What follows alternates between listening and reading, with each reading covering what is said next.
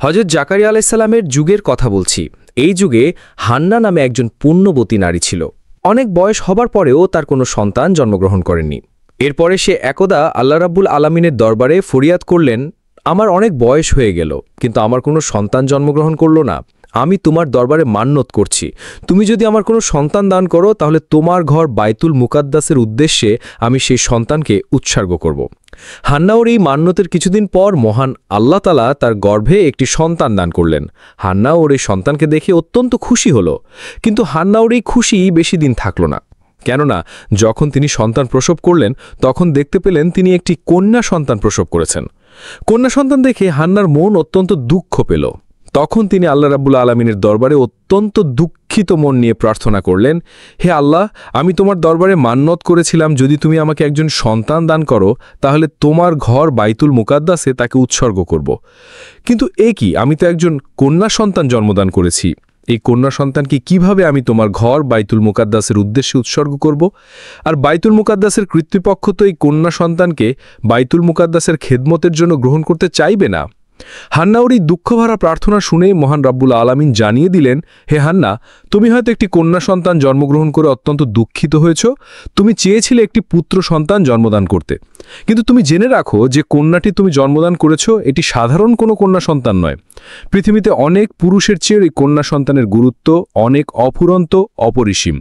আর তুমি যে চিন্তা করছো বাইতুল মুকাদ্দাসের কর্তৃপক্ষ খেদমতের জন্য তাকে গ্রহণ করবে কিনা, এ ব্যাপারে তুমি কোনো চিন্তা করো না। তুমি তোমার কন্যাটিকে লালন পালন করো, যখন সে উপযুক্ত বয়সে উপনীত হবে তখন তাকে বাইতুল মুকাদ্দাসের উদ্দেশ্যে খেদমতের জন্য নিয়ে যাও, আমি তাকে গ্রহণ করব। হান্না আল্লাহ রাব্বুল আলামিনের পক্ষ থেকে এই সান্ত্বনাবাণী শুনে নিশ্চিত হলেন। অতঃপর তিনি তার কন্যা সন্তানের নাম রাখলেন মরিয়ম, এবং তিনি আল্লাহ রাব্বুল আলামিনের দরবারে দোয়া করলেন, হে আল্লাহ, মরিয়মকে এবং তার ভবিষ্যৎ বংশধরকে তুমি কবুল করে নিও এবং তাদেরকেও শয়তানের ধোঁকা থেকে হেফাজত করো। এরপর হান্না মরিয়মকে 7 বছর পর্যন্ত লালন পালন করলেন। সেই যুগে বাইতুল মুকাদ্দাসের ইমাম ছিলেন হযরত জাকারিয়া আলাইহিস সালাম। মরিয়ম যখন 7 বছর বয়সে উপনীত হলেন তার মা হান্না জাকারিয়া আলাইহিস সালামের কাছে এনে তাকে বললেন, হে আল্লাহর নবী, আমি মান্নত করেছিলাম আল্লাহ যদি আমাকে কোনো সন্তান দান করেন আমি সেই সন্তানকে আল্লাহর ঘরের খেদমতে উৎসর্গ করব। কিন্তু দুর্ভাগ্যবশত আমি একটি কন্যা সন্তান জন্মদান করেছি। আমি সেই সন্তানকে 7 বছর পর্যন্ত লালন পালন করলাম। এখন আমি আমার মান্নত পূরণ করার জন্য এই সন্তানকে আপনার হাতে তুলে দিতে এসেছি। আপনি মেহেরবানি করে একে কবুল করুন এবং বাইতুল মুকাদ্দাসের খেদমতের সুযোগ করে দিন। হযরত জাকারিয়া আলাইহিস সালাম হান্নার এই আবেদনের পরিপ্রেক্ষিতে বাইতুল মুকাদ্দাসের সকল খাদেমকে ডেকে বললেন, আপনাদের মধ্যে কে আছে যে এই মেয়েটির লালন পালনের দায়িত্ব গ্রহণ করবেন? বাইতুল মুকাদ্দাসের খাদেমরা মরিয়ম রাদিয়াল্লাহু তাআলা আনহার কপালে এক প্রকার নূরের জ্যোতি দেখতে পেলেন, তাই তারা প্রত্যেকেই তাকে লালন পালনের দায়িত্ব গ্রহণ করার জন্য ব্যাকুল হয়ে উঠলেন। হযরত জাকারিয়া আলাইহিস সালামের নিজের মনেও তাকে লালন পালনের একটি সুপ্ত বাসনা ছিল। যেহেতু মরিয়মের খালা ছিল তার স্ত্রী, তিনি বাইতুল মুকাদ্দাসের খাদিমদেরকে যুক্তি দিয়ে বললেন, আপনারা সবাই শুনুন, এই মেয়েটির লালন পালনের সবচেয়ে উপযুক্ত ব্যক্তি আমি, কারণ তার খালা আমার স্ত্রী। কিন্তু বাইতুল মুকাদ্দাসের খাদিমরা হযরত জাকারিয়া আলাইহিস সালামের এই প্রস্তাব নাকচ করে দিয়ে বললেন, হে জাকারিয়া, আমাদের প্রত্যেকের মনে এই মেয়েটিকে লালন পালনের বাসনা রয়েছে, অতএব তার খালা তোমার ঘরে আছে, এই যুক্তি দেখিয়ে তাকে তুমি লালন পালনের দায়িত্ব গ্রহণ করতে পারো না। জাকারিয়া সালাম দেখলেন সকলেই দায়িত্ব গ্রহণ করার আগ্রহ প্রকাশ করেছেন। এমন অবস্থায় একটি জটিলতা সৃষ্টি হয়েছে, তাই তিনি বাধ্য হয়ে বাইতুল মুকাদ্দাসের খাদিমদেরকে বললেন, দেখুন, আমরা সকলেই চাইছি মেয়েটিকে লালন পালন করব। আমার মনে হয় যদি এই বিষয়টি আল্লাহ রাব্বুল আলামিনের কাছে ছেড়ে দেই তাহলে ভালো হবে। তিনি আমাদের মধ্যে ফায়সালা করিয়ে দিবেন কে মরিয়মকে লালন পালন করবে। অতএব আসুন আমরা সবাই একটি লটারির ব্যবস্থা করি। আমরা যে কলম দিয়ে তওরাত কিতাব লিপিবদ্ধ করি সেগুলিকে একটি পানি ভর্তি গামলার মধ্যে রাখব। যার কলম ডুবে যাবে সে মরিয়মকে লালন পালনের দায়িত্ব গ্রহণ করতে পারবে না, আর যার কলম ভেসে থাকবে সেই মরিয়মকে লালন পালনের দায়িত্ব গ্রহণ করতে পারবে। বাইতুল মুকাদ্দাসের সকল খাদিমরা হযরত জাকারিয়া আলাইহিস সালামের এই কথায় ঐক্যমত পোষণ করলেন। অতঃপর তাদের সামনে একটি পানি ভর্তি গামলা নিয়ে আসা হলো। এরপর একজন করে সেই গামলায় তাদের কলমগুলি রাখতে লাগলো। সকলের কলমগুলি সেই পানিতে ডুবে যেতে লাগলো। সর্বশেষ হযরত জাকারিয়া আলাইহিস সালাম তার কলম সেই গামলায় রাখলেন। দেখা গেল অলৌকিকভাবে তার কলম সেই গামলার পানির উপরে ভেসে রয়েছে। অতঃপর সকলের সর্বসম্মতি সিদ্ধান্তক্রমে জাকারিয়া আলাইহিস সালাম মরিয়ম রাদিয়াল্লাহু তাআলা আনহাকে লালন পালনের দায়িত্ব গ্রহণ করলেন। অতঃপর হযরত জাকারিয়া আলাইহিস সালাম বাইতুল মুকাদ্দাসের পাশেই হযরত মরিয়ম রাদিয়াল্লাহু তাআলা আনহার জন্য একটি ঘর নির্মাণ করে দিলেন। তিনি সেই ঘরেই সবসময় থাকতেন। আল্লাহর নবী জাকারিয়া আলাইহিস সালাম তাকে দেখাশোনা করতেন, সবসময় খোঁজ খবর নিতেন। তিনি যখন কোথাও যেতেন বাইরে থেকে তালাবদ্ধ করে যেতেন। অন্য অন্য কারো সেই ঘরে প্রবেশ করার অনুমতি ছিল না। একবার হযরত জাকারিয়া আলাইহিস সালাম সেই ঘরে মরিয়ম রাদিয়াল্লাহু তাআলা আনহাকে তালাবদ্ধ করে কোথাও চলে গেলেন। অতঃপর তিনি একটি জরুরি কাজে আটকে গেলেন। অবস্থা এমন হলো তার মনেই ছিল না যে মরিয়মের কি অবস্থা হয়েছে। মূলত আল্লাহ রাব্বুল আলামিন হযরত জাকারিয়া আলাইহিস সালামের মন থেকে মরিয়মের কথা ভুলিয়ে দিয়েছিলেন। এর মাধ্যমে আল্লাহ চাইছিলেন একটি অলৌকিক ঘটনাকে প্রকাশ করবেন। 4 দিন পরে হযরত জাকারিয়া আলাইহিস সালামের মনে পড়ে গেল যে তিনি মরিয়মকে ঘরের ভিতরে তালাবদ্ধ করে চলে এসেছেন। এরপর তিনি আফসোস করে বলতে লাগলেন, হে আল্লাহ, হে আমি কি করেছি? না জানি এই 4 দিন মরিয়ম কি খাচ্ছে এবং একা একা কিভাবে সে ঘরের ভিতরে তার দিনগুলি অতিবাহিত হচ্ছে। আর তার কথা মনে পড়ার পর হযরত জাকারিয়া আলাইহিস সালাম যত দ্রুত সম্ভব বাইতুল মুকাদ্দাসে ফিরে আসলেন। এরপর তিনি মরিয়মের গৃহে প্রবেশ করে দেখলেন মরিয়ম আল্লাহ রাব্বুল আলামিনের ইবাদতে মগ্ন রয়েছেন এবং তিনি দেখতে পেলেন তার চারপাশে বিভিন্ন ফলমূল ও খাবারের ছড়াছড়ি, আর প্রত্যেকটি খাবারে ছিল এক সুন্দর সুগন্ধি। এই দৃশ্য দেখে হযরত জাকারিয়া আলাইহিস সালাম মহান আল্লাহ রাব্বুল আলামিনের দরবারে শুকরিয়া আদায় করলেন। মরিয়ম নামাজ শেষ করে হযরত জাকারিয়া আলাইহিস সালামকে সালাম দিলেন। জাকারিয়া আলাইহিস সালাম লজ্জিত ও দুঃখিত কণ্ঠে জিজ্ঞেস করলেন, মরিয়ম, তুমি এই কয়েকদিন কেমন ছিলে? আমি এক মহাবিপদের মধ্যে নিপতিত হয়ে তোমার কথা বিমলম ভুলে গিয়েছিলাম, যার ফলে নিয়মিত তোমার খোঁজ খবর নিতে পারিনি। এই জন্য তুমি আমাকে ক্ষমা করে দাও। তখন হযরত মরিয়ম বললেন, আপনি কি বলছেন? আমি কিছুই বুঝতে পারছি না। আপনি তো ভোরবেলা আমাকে এই ঘরের ভিতরে রেখে গিয়েছিলেন, এখন দুপুর হতে না হতেই আমাকে জিজ্ঞেস করছেন আমি এই কয়েকদিন কেমন ছিলাম। মাত্র একদিনই তো হলো আমি এই ঘরে রয়েছি। তখন হযরত জাকারিয়া আলাইহিস সালাম মরিয়ম রাদিয়াল্লাহু তাআলা আনহার এই কথা শুনে অত্যন্ত অবাক ও আশ্চর্য হয়ে গেলেন।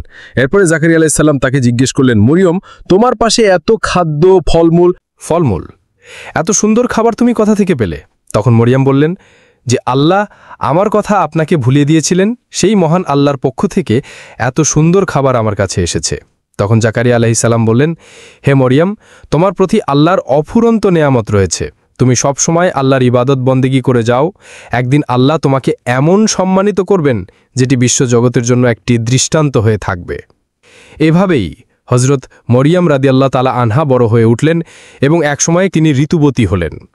প্রথম ঋতুর পরে পবিত্র হয়ে গোসল করে সেখান থেকে তিনি যখন নিজ কক্ষে ফিরছিলেন তখন তার সম্মুখে হঠাৎ আবির্ভূত হল এক উচ্চ এবং উজ্জ্বল চেহারার ব্যক্তি। হযরত মরিয়মের মুখে আবরণ দিয়ে লোকটির পাশ দিয়ে যাচ্ছিলেন। লোকটিকে তার দিকে অগ্রসর হলে তিনি তাকে লক্ষ্য করে বললেন, হে আল্লাহর বান্দা, তুমি আল্লাহকে ভয় করো। আমি তোমাকে চিনি না জানি না, তুমি কেন আমার দিকে অগ্রসর হচ্ছ? আসলেই মরিয়ম জানত না সেই লোকটি ছিল হযরত জিবরাইল আলাইহিস সালাম। তিনি মরিয়মকে বললেন, হে মরিয়ম, আল্লাহর পক্ষ থেকে তোমার জন্য একটি সুখবর নিয়ে এসেছি। তখন মরিয়ম জিজ্ঞাসা করলেন, আপনি কে এবং কি সুখবর নিয়ে এসেছেন? তখন জিবরাইল আলাইহিস সালাম বললেন, আমি আল্লাহর ফেরেশতা এবং আমি তোমাকে আল্লাহর পক্ষ থেকে একটি পুত্র সন্তান উপহার দিতে চাই। হযরত মরিয়ম বললেন, কিভাবে আমার সন্তান জন্মগ্রহণ করবে? আমি তো বিবাহিত নই এবং আমি জেনাকারীও নই।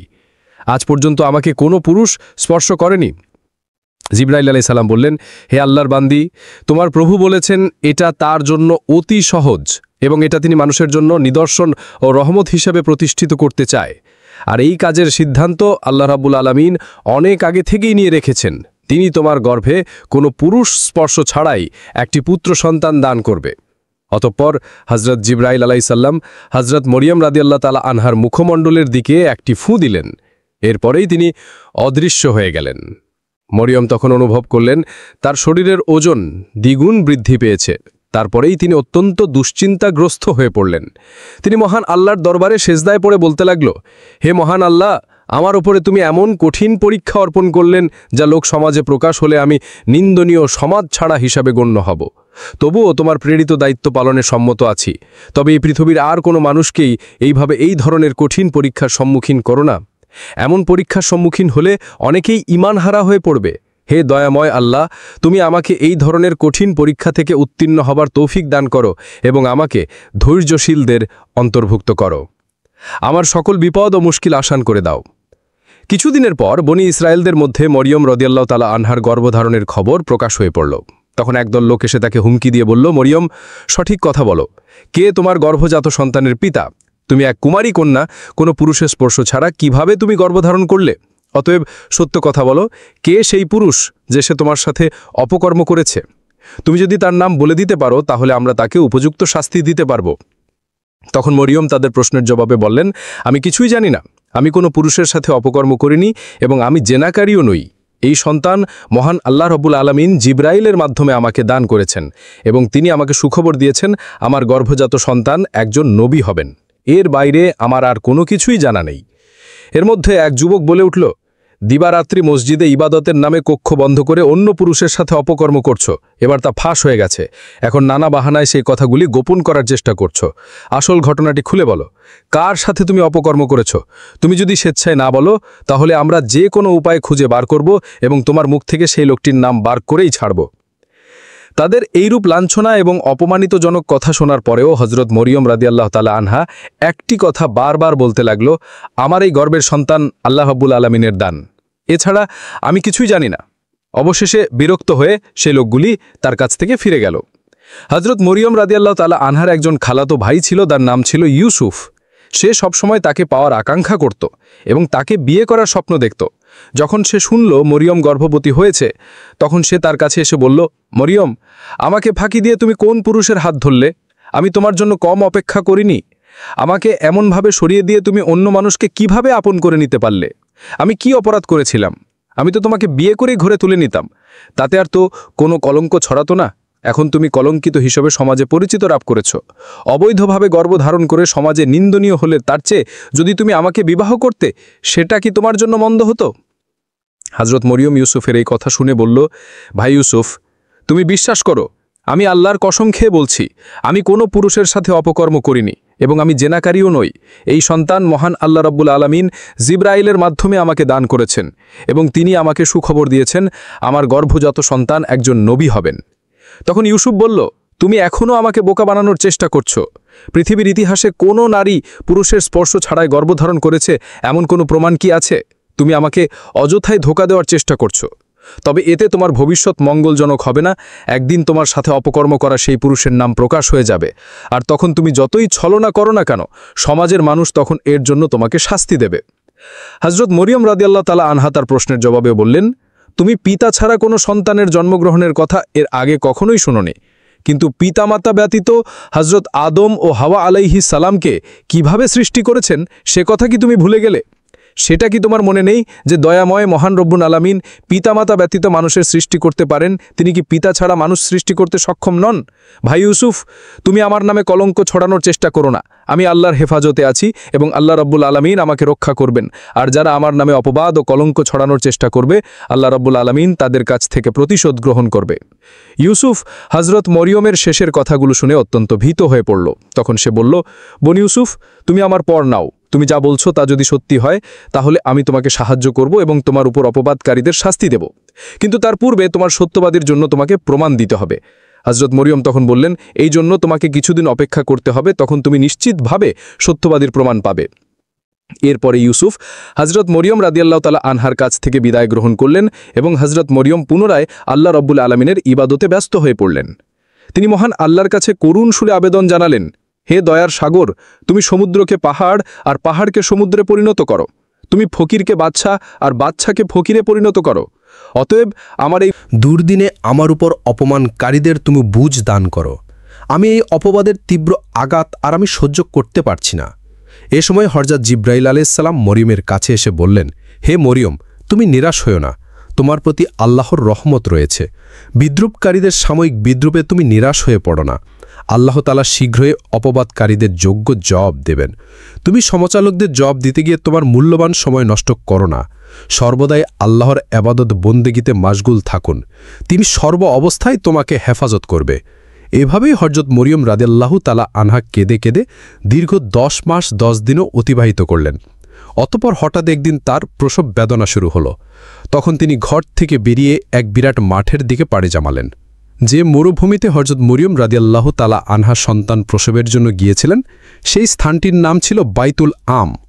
সেই স্থানটি ছিল বাইতুল মুকাদ্দাস থেকে 12 মাইল দূরে। সেখানে পৌঁছে তিনি একটি খেজুর গাছের নিচে উপবাসন করলেন। তখন তার প্রসব বেদনা তীব্র হল। একে তো চলছিল তার প্রসব বেদনা, অন্যদিকে মানুষের সমচালনার ভয়। এই কারণে হযরত মরিয়ম রাদিয়াল্লাহু তাআলা আনহা প্রসব বেদনায় অস্থির হয়ে পড়লেন এবং বললেন, হে আল্লাহ, আমি যদি এই পৃথিবীতে জন্মগ্রহণ না করতাম, আমি যদি মানুষের মন থেকে মুছে যেতাম, তাহলে কতই না ভালো হতো। এরপরে হযরত মরিয়ম রাদিয়াল্লাহু তাআলা আনহা একটি ফুটফুটে পুত্র সন্তান জন্মদান করলেন। তিনি যখন এমন চিন্তায় অস্থির ছিলেন আর তাকে সাহায্য করার মতো কেউ ছিল না, ঠিক সেই সময় আল্লাহর ফেরেশতা জিবরাইল আলাইহিসসালাম সেখানে অবতরণ করলেন এবং মরিয়মের পাশে একটি সুন্দর বেহেশতের নহর সৃষ্টি করে দিলেন। এরপরে তাকে নির্দেশ করলেন, মরিয়ম, তুমি এই ঝর্ণার পানি ও বৃক্ষের খেজুর ভক্ষণ করো। এরপর হযরত মরিয়ম রাদিয়াল্লাহু তাআলা আনহা খেজুর খাওয়ার ইচ্ছা করা মাত্রই বৃক্ষের মাথা মরিয়ম রাদিয়াল্লাহু তাআলা আনহার কোলের কাছে ঝুঁকিয়ে দিলেন। তিনি হালকাভাবে খেজুরের ডালে নাড়া দিলেন আর এতে তরতাজা খেজুরগুলো ঝরে পড়ল। তখন তিনি খেজুর ও নহর থেকে পানি পান করে অনেকটা সুস্থ হয়ে উঠলেন। অতঃপর জিবরাইল আলাইহিসসালাম তাকে বললেন, মরিয়ম, তুমি তোমার অপবাদের ব্যাপারে কোনো চিন্তা করো না। লোকেরা যদি এই সন্তানের ব্যাপারে কোনো কিছুই তোমাকে জিজ্ঞেস করে, তাহলে তুমি ইশারা করে তাদেরকে বলে দিও, আমি রোজা রেখেছি। বনি ইসরায়েলের যুগে রোজা রাখা অবস্থায় কথা বলা নিষিদ্ধ ছিল। তোমার পক্ষ থেকে তোমার নবজাত পুত্র আল্লাহ রাব্বুল আলামিনের কুদরতে তাদের সকল প্রশ্নের উত্তরে দিয়ে দেবেন। ছেলেটি কুলে নিয়ে মরিয়ম অশেষ তৃপ্তি লাভ করলেন। তিনি অপরূপ চোখে ছেলের মুখ পানে তাকিয়ে রইলেন। এমন সময় ছোট ঈসা আলাইহিসসালাম বলে উঠলেন, হে আমার আম্মাজান, তুমি আজ পূর্ণবতী হয়েছ, কিন্তু আজ তোমাকে অভিনন্দন জানানোর মতো কোনো লোকজন তোমার পাশে নেই। তাই আমি তোমাকে প্রথম সালাম জানাচ্ছি, তারপরে জানাচ্ছি তোমাকে অশেষ মোবারকবাদ। তুমি আমার অন্তর থেকে সালাম গ্রহণ করো। হযরত মরিয়ম নবজাতকের মুখে এসব অলৌকিক কথা শুনে অবাক হয়ে গেলেন। তিনি তার মুখ থেকে এরকম কথা শুনবেন তা কখনোই কল্পনা করতে পারেনি। এরপরে তিনি আল্লাহ রাব্বুল আলামিনের দরবারে লাখো লাখো শুকরিয়া আদায় করলেন। অতঃপর হযরত মরিয়ম রাদিয়াল্লাহু তাআলা আনহা নবজাতক শিশুকে কোলে নিয়ে বাইতুল মুকাদ্দাসের দিকে রওনা হলেন। দীর্ঘ সময় ধরে পথ হাঁটার পর তিনি সেখানে পৌঁছালেন। বনি ইসরায়েলের লোকেরা এসব কথা জানতে পেরে অট্টহাস্য করার জন্য সেখানে ভিড় জমালো। তখন তারা তাকে প্রশ্ন করল, মরিয়ম, বলো, বিবাহ ছাড়া একজন কুমারী নারী হয়ে কিভাবে তুমি এই সন্তানকে জন্ম দিলে? মরিয়ম ইশারায় তাকে বুঝিয়ে দিল, আমি রোজা রেখেছি, অতএব আমার কথা বলা নিষিদ্ধ। তোমাদের যদি কিছু জিজ্ঞেস করার প্রয়োজন হয়, তাহলে আমার এই নবজাতক ছোট্ট শিশুকে জিজ্ঞেস করো, সেই তোমাদের সকল প্রশ্নের উত্তর দিয়ে দেবে। তখন তারা বলল, আহারে মরিয়ম, অবৈধ সন্তানের গোপনীয়তা প্রকাশ হয়ে যাবে এই ভয়ে তুমি রোজা রেখেছ, আর এখন আমাদেরকে বলছো একজন নবজাতক শিশুর কাছে কথা বলতে? আমাদের সাথে ভণ্ডামি করার আর জায়গা পাও না। এই নবজাতক কি কথা বলতে শিখেছে যে সে আমাদের কথার উত্তর দেবে? এগুলো ধোঁকাবাজের কথা। এই ধরনের বাহানা করে আসল ঘটনা গোপন করতে পারবে না। আজ হোক বা কাল হোক, যে কোনো একদিন এই সত্য ঘটনা প্রকাশ হয়ে যাবে। এদের মধ্যে আবার কেউ কেউ পাশ থেকে বলে উঠল, আচ্ছা চলোই না, এই নবজাতক শিশুর কাছে এই প্রশ্নগুলো করেই দেখি সে কি উত্তর দেয়। এরপরে তারা সবাই মিলে হযরত ঈসা আলাইহিসসালামের কাছে জিজ্ঞাসা করল, হে মরিয়মের পুত্র, কে তোমার পিতা? তোমার পিতার পরিচয় কি? তুমি কিভাবে তোমার মায়ের গর্ভে আসলে? তখন হযরত ঈসা আলাইহিসসালাম বলে উঠলেন, আমি আল্লাহর বান্দা। আল্লাহ আমাকে কেতাব দান করেছেন এবং নবী হিসেবে পাঠিয়েছেন, আর আমি যেখানেই থাকি না কেন আমাকে বরকত দান করেছেন। তিনি আমাকে আজীবন সমাজের আদেশ দিয়েছেন, তিনি আমাকে আমার মাথার অনুগত্য করেছেন, অবাধ্য পাপাচারিতা নাফরমান করেন নাই। যেদিন আমার জন্ম হয়েছে এবং যেদিন আমার মৃত্যু হয়েছে এবং যেদিন আমাকে আবার পুনরায় জীবিত করা হবে, সেদিন পর্যন্ত আমার উপর আল্লাহ তাআলার রহমত বজায় থাকবে। তোমরা আমার দাওয়াত কবুল করার জন্য প্রস্তুত হও, আমি খুব শীঘ্রই তোমার উপর আমার দাওয়াত পৌঁছে দেব। বনি ইসরায়েলের লোকেরা নবজাতক হযরত ঈসা আলাইহিসসালামের মুখে এসব কথা শুনে অত্যন্ত অবাক হয়ে গেল। কিছুক্ষণ পূর্বে যেই শিশুর জন্ম হলো, সেই শিশু কিভাবে কথা বলছে? এটা তো এক নজিরবিহীন ঘটনা। কারো মুখ থেকে আর কোনো কথাই বার হলো না। মুহূর্তেই এই ঘটনাটি সমস্ত এলাকায় ছড়িয়ে পড়ল। অসংখ্য মানুষ সেই দৃশ্য দেখার জন্য সেখানে ভিড় জমানো। লোকজন হযরত ঈসা আলাইহিসসালামের কাছে গেলে হযরত ঈসা আলাইহিসসালাম তৌরাত কিতাব থেকে পাঠ করে শুনিয়ে দিলেন। নবজাতকের এসব কথা শুনে সকলেই তাদের ভুল বুঝতে পারল এবং তারা সবাই হযরত ঈসা